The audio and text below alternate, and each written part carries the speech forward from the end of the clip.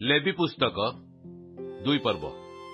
आउ कई सदाप्रभुଙ୍କ उद्देश्य भक्ष्य नैवेद्य आणले सरू मैदा ताहार नैवेद्य हेब। पुणी से तही उपरे तैल ढाली कुंदुरु देव। पुणी ता हारणर पुत्र जाजक मानक निकट को आणिब। तहरे जाजक तहिरु मुठिए सरू मैदा और किछि तैल और समस्त कुंदुरु नेब।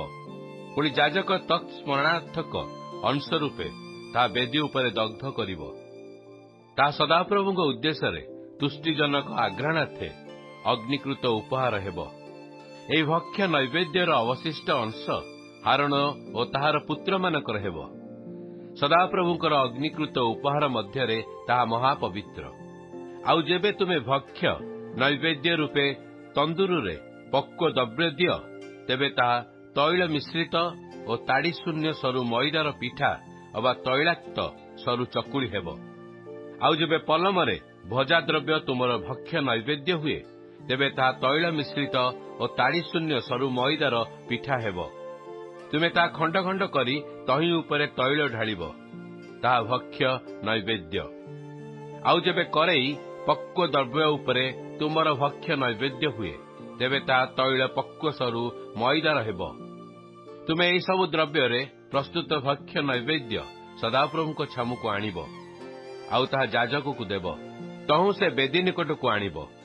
पुणी जाजक से भक्ष्य नैवेद्यरु तत्स्मरणार्थक अंश नहीं बेदी उपरे दग्ध करिब। ताहा सदाप्रभुଙ୍କ उद्देश्य तुष्टिजनक आघ्राणार्थे अग्निकृत उपहार हेब। पुणी से भक्ष्य नैवेद्यर अवशिष्ट अंश हारण और ताहार पुत्रगण रहेब। सदाप्रभुଙ୍କର अग्निकृत उपहार मध्यरे ताहा महापवित्र। तुम्हें माने सदाप्रभुଙ୍କ उद्देश्य जेकोसी भक्ष्य नैवेद्य उत्सर्ग करिब ताहा ताड़ीयुक्त हेब नाही। जेहेतु तुम्हें माने सदाप्रभुଙ୍କ उद्देश्य अग्निकृत उपहार रूपे ताड़ी कि मधु दग्ध करिब नाही। तुम्हें माने प्रथमजात फलर नैवेद्य रूपे ताहा सदाप्रभुଙ୍କ उद्देश्य उत्सर्ग करिब।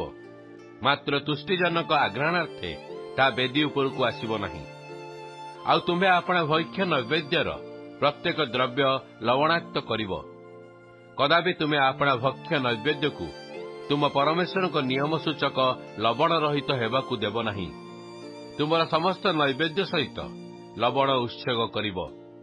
पुणी जेबे तुम्हें आपण प्रथमजात फलर नैवेद्य सदाप्रभुଙ୍କ उद्देश्य उत्सर्ग कर तेबे तुम प्रथमजात फलर नैवेद्य रूपे अग्नि रे भजा सीसा अर्थात मर्दित कोमल सीसा उत्सर्ग करिब। पुणी तही उपरे तैल देव और कुंदुरु रखिब। ताहा भक्ष्य नैवेद्य। तो जाजक तहिर स्मरणार्थक अंश रूपे किछि मर्दित शस्य किछि तैल और समस्त कुंदुरु दग्ध करिब। ता सदाप्रभुଙ୍କ उद्देश्य अग्निकृत उपहार।